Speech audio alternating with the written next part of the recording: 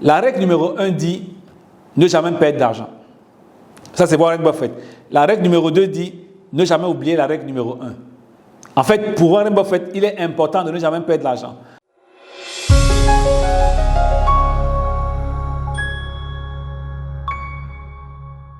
Bienvenue à l'émission Vivre libre, passionné et heureux.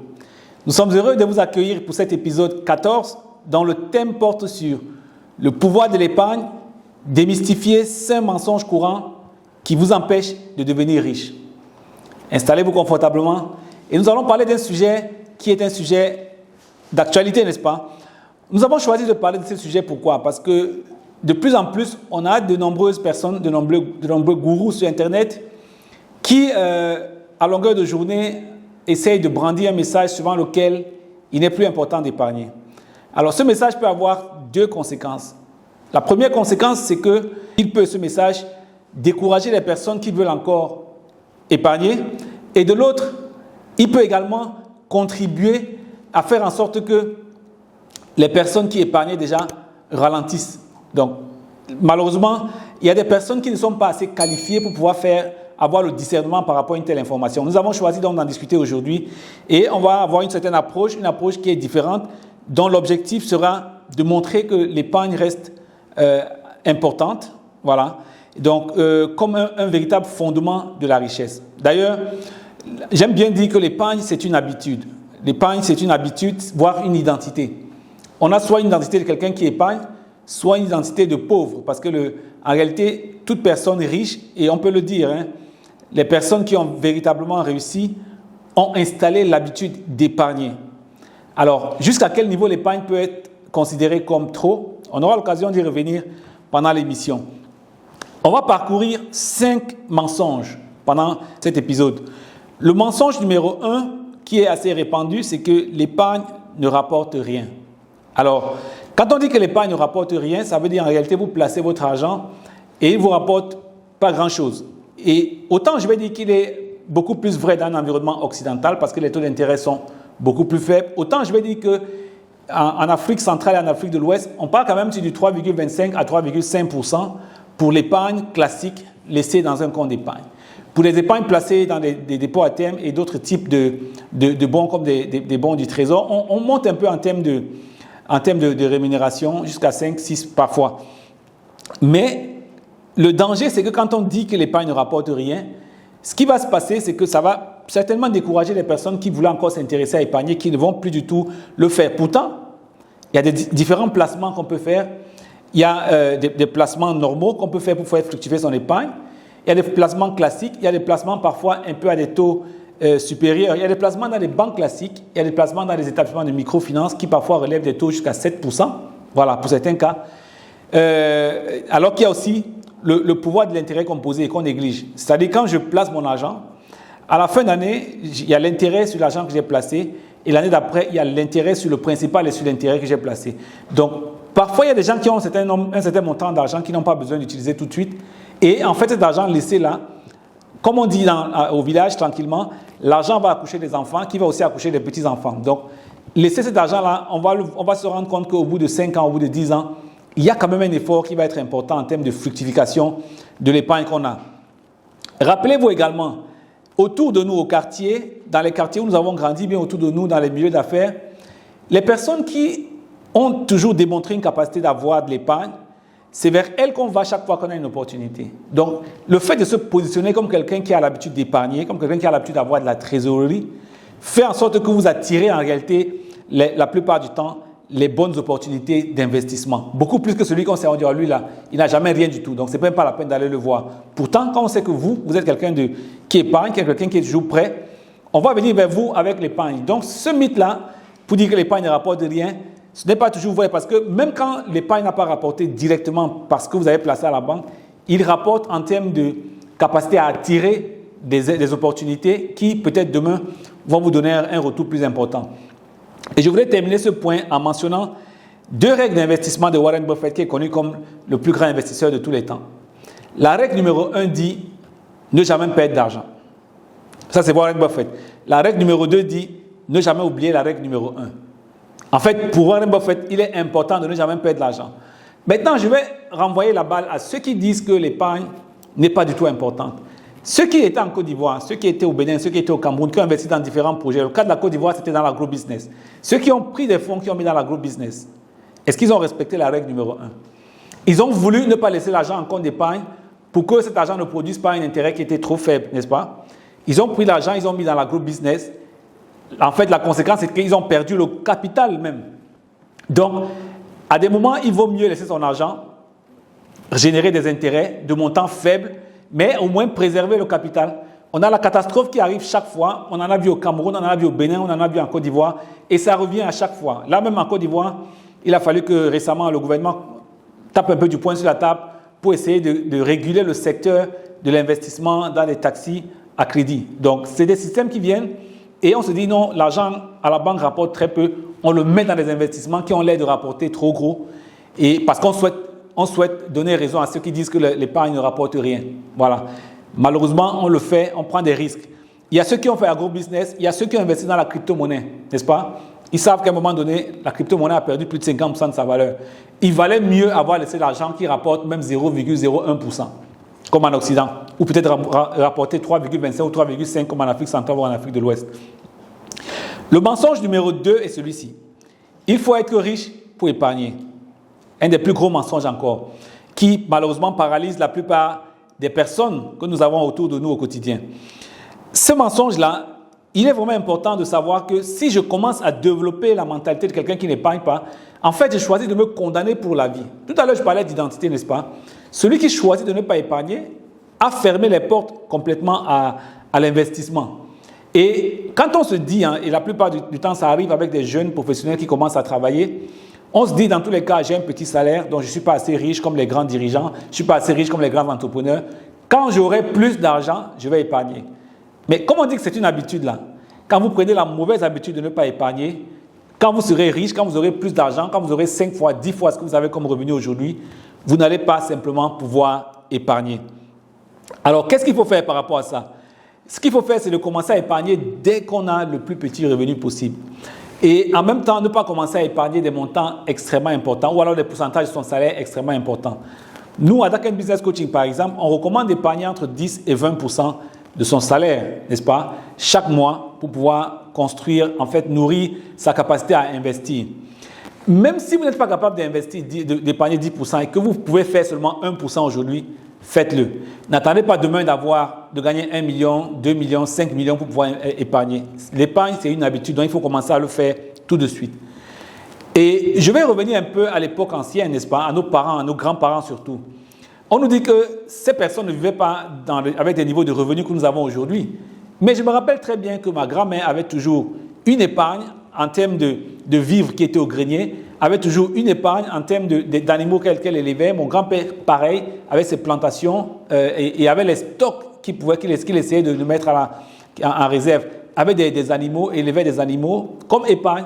Et quand il y avait des événements, en réalité, ils allaient prendre pour pouvoir aller convertir en argent. Donc, ce n'est pas parce qu'ils avaient beaucoup, mais c'est parce qu'ils avaient fait un choix conscient de dire ce qu'on gagne aujourd'hui, on va mettre une partie de côté. On n'attendra pas d'avoir des tonnes, des fortunes pour pouvoir épargner. Donc, en réalité, tout le monde peut acquérir la mentalité de l'épargne. Et tout le monde même doit acquérir cette mentalité-là si nous voulons réellement progresser. Le mensonge numéro 3, c'est qu'il faut sacrifier la qualité de vie pour pouvoir épargner. N'est-ce pas? Alors, en fait, quand on le dit ainsi, c'est la plupart des amis qui me disent « Ouais, on ne vit qu'une seule fois. Je ne vais pas gâcher ma vie parce que j'ai envie d'épargner. » Ce que ça veut dire, c'est que l'épargne, en fait, limite le plaisir actuel, restreint ma liberté immédiate. Mais ce que je dis, et comme on dit souvent, soit vous épargnez maintenant, soit vous payez le prix maintenant pour jouir plus tard, soit vous jouissez maintenant pour pouvoir payer le prix plus tard. Et parfois, payer le prix plus tard, c'est au moment où vous ne pouvez pas recommencer, au moment où vous êtes beaucoup plus vieux, vos forces vous ont lâché. La plupart des personnes se sont retrouvées au 3e âge avec des revenus qui ont extrêmement baissé et c'était le pire moment au lieu d'être le meilleur moment de leur vie. Donc, il est important de savoir que si je peux me sacrifier maintenant, et moi je dis par expérience, quand je vois des personnes avec qui je travaille, des personnes qui sont assez disciplinées, entre 2, 3, 4, 5 ans maximum, arrivent à avoir un vrai équilibre entre éponger les dettes qu'elles avaient au bout de 2 ans pour beaucoup de personnes et commencer à retrouver un équilibre en termes d'épargne. Et après, on a le plaisir, on a le temps de pouvoir profiter de la vie le plus longtemps possible. Dire qu'on n'a qu'une seule vie veut dire aussi qu'on n'a pas une vie à gâcher. Je dois me sacrifier maintenant, je dois faire les efforts qu'il faut faire maintenant pour qu'après, je puisse effectivement jouir de cette vie-là. Alors, la plupart des personnes qui le disent, ce que je leur envoie comme réponse, la plupart du temps, c'est de dire, je ne vous demande pas d'avoir une restriction sur l'ensemble de votre vie, mais je vous demande de contrôler 4 dépenses, 4 lignes de dépenses qui, la plupart du temps, constituent 20% de vos dépenses, mais font au moins 80% en termes de montant. La première ligne de dépenses, c'est tout ce que vous dépensez sur le logement. La deuxième, c'est ce que vous dépensez en termes de transport ou de crédit véhicule. La troisième, c'est en termes d'alimentation. Et la quatrième, c'est les dépenses scolaires.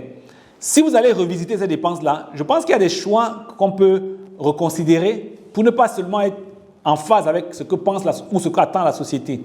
Si nous voulons véritablement que demain, nous ayons une vie différente, que demain, on puisse vivre à l'aise parce qu'on a pris le temps d'asseoir la fondation de notre investissement. C'est clair que la fondation de l'investissement, c'est d'avoir cette capacité d'abord à épargner. Donc, contrôlons les 20-80% et petit à petit, on va se rendre compte qu'on a un peu de marge pour pouvoir avancer.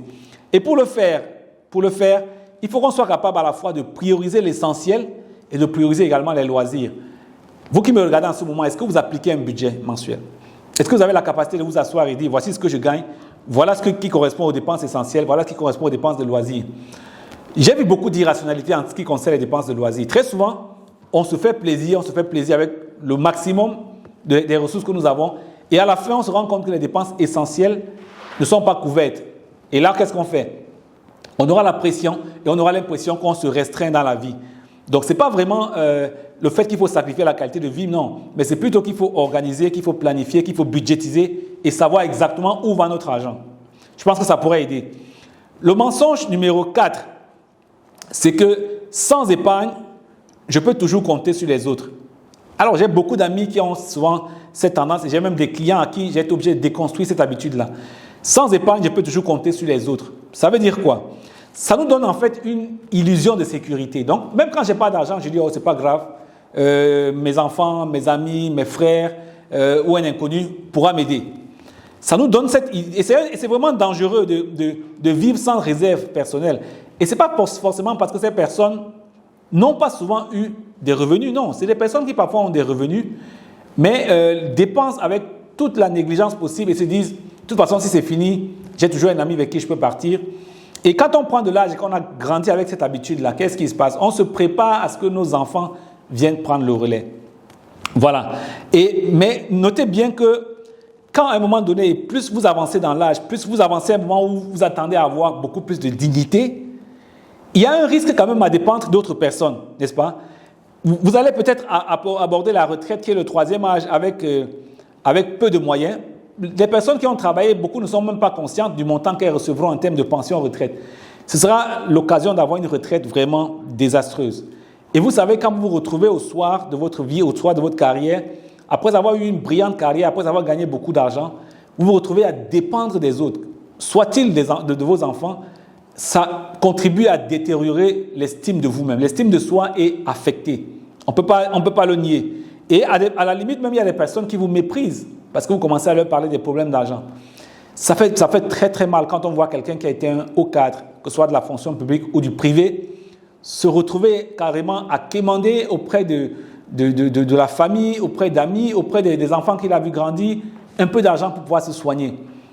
Et même des politiciens qui ont géré des milliards se retrouvent au soir de leur vie à aller commander auprès des autorités ou auprès d'autres personnes de la mendicité pour pouvoir se soigner. Tout ça, c'est parce qu'on a choisi parce qu'on a cultivé la mentalité que d'autres personnes pourront s'occuper de nous. Et donc, il faut qu'on sache que les priorités des autres, nos priorités ne sont pas les priorités des autres. Quand on vient voir quelqu'un pour demander cela, cette personne fait face aussi à ses propres problèmes. Ses problèmes de famille, ses problèmes de communauté et tout. Donc, on n'est pas leur priorité. Même quand on parle de nos enfants, vous savez, de plus en plus, vous les parents qui avez été nos parents, vous avez beaucoup plus conscience de vos proches. Aujourd'hui, notre génération a moins conscience du fait qu'il faut porter la famille, qu'il faut s'occuper au-delà de la petite famille restreinte. Ça veut dire que nos enfants à nous le seront encore moins.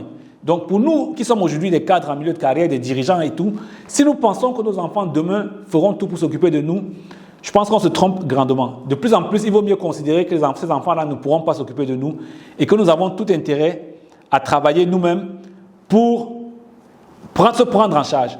Moi, je ne souhaiterais pas être un fardeau supplémentaire pour mes proches. Je ne souhaiterais pas qu'à l'âge de la retraite, un moment où je suis supposé dépenser plus pour ma santé, un moment où je suis supposé manger mieux, un moment où je suis supposé voyager plus, ce qu'on n'a pas pu faire pendant qu'on était en fonction, n'est-ce pas? Ce n'est pas à ce moment que je vais appeler un enfant ou un prochain ami de me payer un billet d'avion pour pouvoir voyager et découvrir le monde. Et non. Et même sur le plan santé, même si les enfants peuvent, je ne souhaiterais pas être un fardeau pour eux. Et je pense que vous non plus, vous ne souhaiterez pas être un fardeau pour vos proches. Parce que notez ce qui a des conséquences émotionnelles et financières à gérer pour eux. Vous allez aller mettre la pression sur votre fille ou votre fils, qui est aussi marié, qui a aussi ses charges et qui a aussi sa belle famille. Vous savez, tout ça, ça crée beaucoup de tensions souvent dans la famille et il y a des conséquences émotionnelles à pouvoir gérer tout cela. Ce n'est pas toujours facile. La question que je vais vous poser maintenant, si vous aviez le choix pour que dans 10 ans les choses soient différentes, dans 5, 10 ou 15 ans les choses soient différentes, voudriez-vous être un fardeau ou une bénédiction pour vos enfants et même, j'allais dire, pour vos petits-enfants? Je pense que nous avons le choix aujourd'hui. Nous qui sommes des cadres ou des entrepreneurs ou des dirigeants en milieu de carrière, on a le choix de travailler pour que dans 10 ans, non seulement on s'arrange à ne pas être un fardeau pour nos proches, mais également on s'arrange à être plutôt une bénédiction pour nos enfants et même pour nos petits-enfants. Ça veut dire qu'on doit être capable de travailler à construire une richesse intergénérationnelle, une richesse qui passera à nos enfants et même à nos petits-enfants. Je pense que nous avons cette responsabilité-là. Et on a les moyens aussi matériels, humains, physiques pour pouvoir le faire. Alors, quand on n'a pas d'autonomie, en fait, on se limite soi-même, on limite sa capacité d'action. On n'a pas de marge de manœuvre, en fait, parce que tout ce qu'on veut faire, on attend d'abord que les autres puissent nous donner leur assentiment. Vous savez, quand vous avez été un parent responsable, un parent leader, un parent que les enfants regardaient avec beaucoup d'admiration et que vous vous retrouvez à mendier, à être gentil avec les enfants, qu'ils soient contents ou pas, parce que vous voulez un peu de soutien. Ce n'est pas une situation souhaitable. Voilà. Il faut qu'on se retrouve au soir de sa vie avec une totale indépendance, que même on passe et on laisse à la prochaine génération ce que nous aurons travaillé, non seulement en termes de valeur, mais aussi en termes de richesse. On n'est pas seulement obligé d'éduquer les enfants, de leur apprendre les bonnes valeurs. On peut faire les deux à la fois. Ce n'est pas faire une chose ou l'autre chose. Alors, le mensonge numéro 5 et le dernier, c'est que l'épargne est inutile.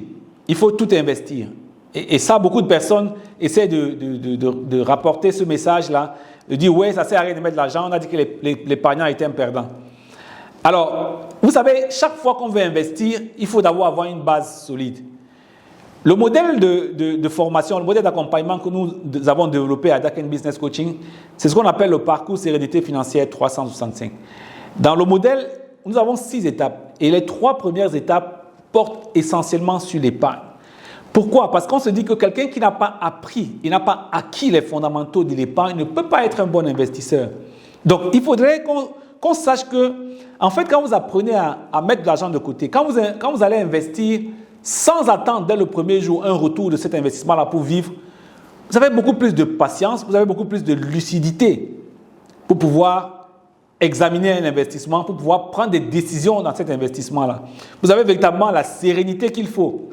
Voilà, pour regarder l'investissement arriver à maturité sans problème.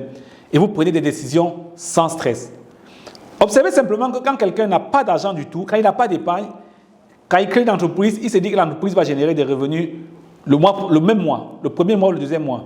Dans la pratique, beaucoup d'entreprises, première année, ce n'est pas bon. Deuxième année, parfois c'est au bout de la 3e année que les entreprises commencent à trouver un équilibre. Mais du fait que vous avez engagé cette aventure-là, une aventure qui demande beaucoup d'énergie, sans avoir un appui, sans avoir sur quoi vous reposer, sans avoir de sécurité financière, vous allez avoir une énergie qui va être d'abord dévorée par le stress financier, avant d'avoir une autre énergie qui va être dévorée par les problèmes normaux de l'entrepreneuriat. Donc, si on veut aller dans l'entrepreneuriat, si on veut aller dans l'investissement, il faut d'abord commencer par asseoir les bases de l'épargne. Et vous savez, globalement, pour pouvoir trouver un équilibre entre l'épargne et l'investissement, il faut pouvoir planifier les grandes dépenses. Ce qui se passe souvent, c'est qu'on gère les dépenses comme elles viennent. Mais vous savez, quand on est un chef de famille, quand on a des enfants aujourd'hui qui sont encore tout petits, dans 10 ans, dans 15 ans ou dans 20 ans, ces enfants vont aller au supérieur, n'est-ce pas? Il y a des grandes dépenses familiales qu'on peut commencer à prévoir pour ne pas attendre le moment où on pense qu'on aura besoin d'investir rapidement pour avoir un retour. Non, on peut planifier, commencer à anticiper et dire voici la partie que je vais réserver dans l'épargne pour pouvoir couvrir les grandes dépenses familiales. Par exemple, avoir l'apport personnel par rapport à notre maison. Par exemple, préparer les études supérieures des enfants, préparer des soins de santé qui demandent une ressource importante. On ne sait pas cet argent-là, on définit un objectif, on prend le temps de nourrir cette épargne-là, en même temps qu'on voit maintenant qu'est-ce qu'on met de côté pour pouvoir investir, quels sont les objectifs d'investissement qu'on a. Il n'y a pas l'un qui va remplacer l'autre. On a besoin d'être présent sur tous les deux fronts et de trouver un certain équilibre. On ne va pas dire que l'épargne est inutile, donc il faut tout prendre pour investir. Non. Vous aurez des dépenses.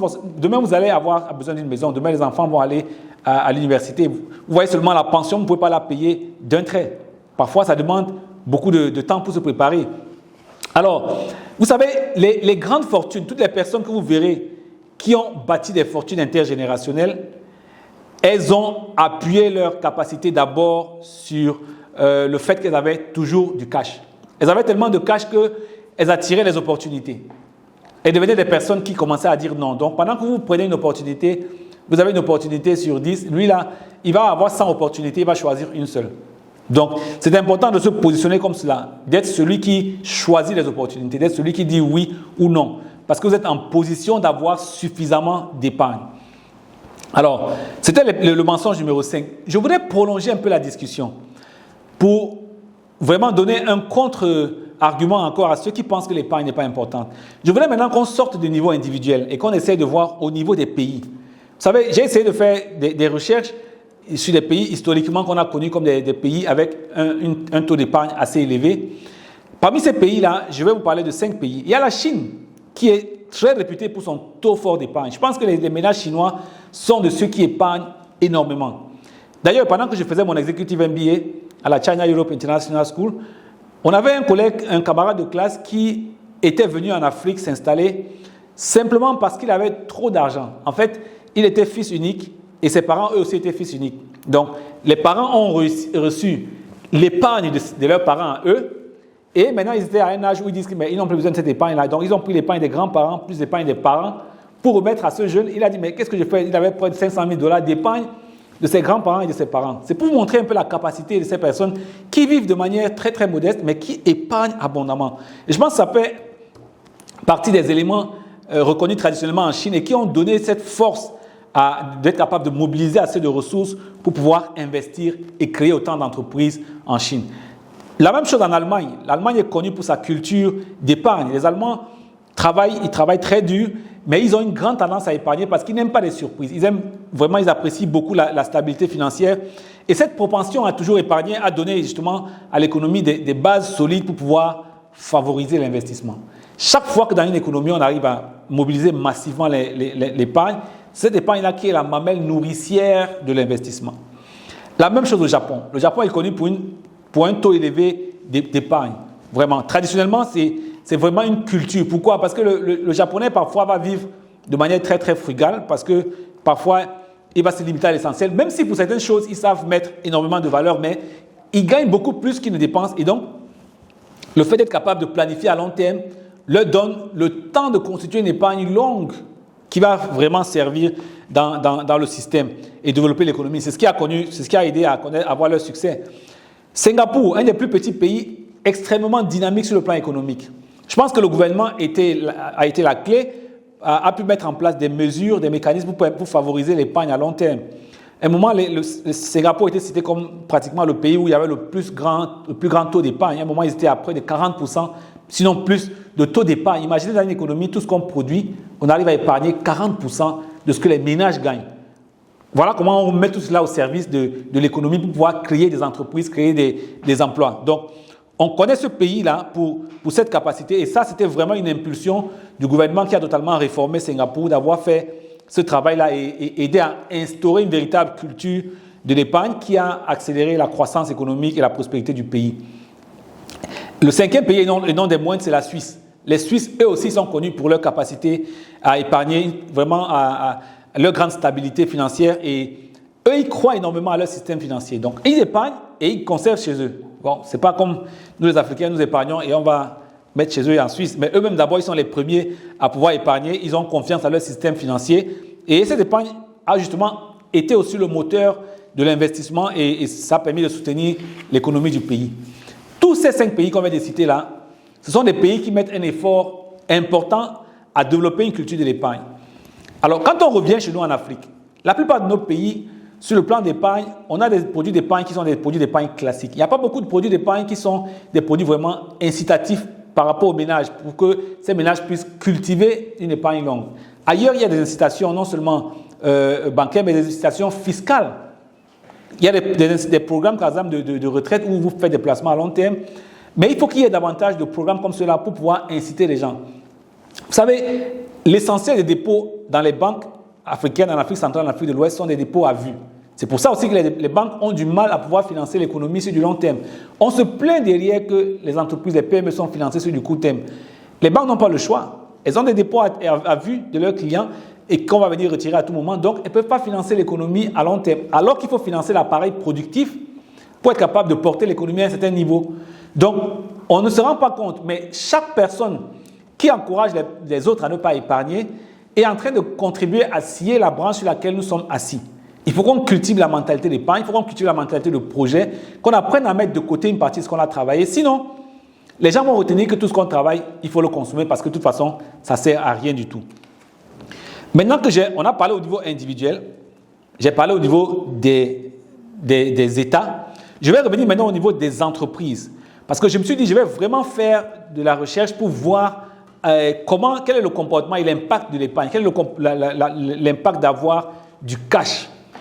Et là, je me suis intéressé à un des rapports que je suis depuis un moment au niveau des entreprises. Alors, il y a ce rapport date de février 2023 et il classe les entreprises avec le plus de réserves de cash. Ça veut dire qu'on parle d'entreprises de particuliers avec l'épargne, n'est-ce pas? Mais là, il s'agit maintenant d'entreprises qui ont une trésorerie surabondante. Alors, si on me dit que l'épargnant est perdant, comment cette plus grosse entreprise-là arrive à conserver des niveaux de cash qui font peur? Tenez par exemple, la première de ces entreprises-là, c'est justement l'entreprise la plus valorisée au monde, c'est Apple.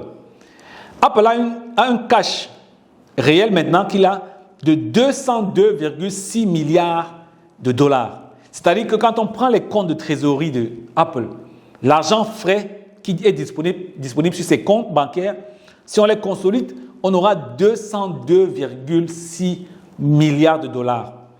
Si je ramène ça en francs CFA, ce sera des chiffres astronomiques, c'est au-delà de 120 quelque chose de milliards. Mais je vais peut-être comparer ça. Vous savez, la Côte d'Ivoire, en 2023, par exemple, le budget de la Côte d'Ivoire est de 11 694,4 milliards de francs CFA, autant pour moi. Ça veut dire que les réserves en cash que Apple a, ça fait plus de 10 fois le budget de la Côte d'Ivoire. Imaginez-vous, une seule entreprise, si le budget de la Côte d'Ivoire restait le même, cette seule entreprise, à partir de son cash qu'elle a de côté et qui ne touche absolument pas son exploitation, peut financer la Côte d'Ivoire pendant 10 ans. Vous savez ça? Vous imaginez quel est le pouvoir? Tout ce que nous produisons dans une économie comme celle-là.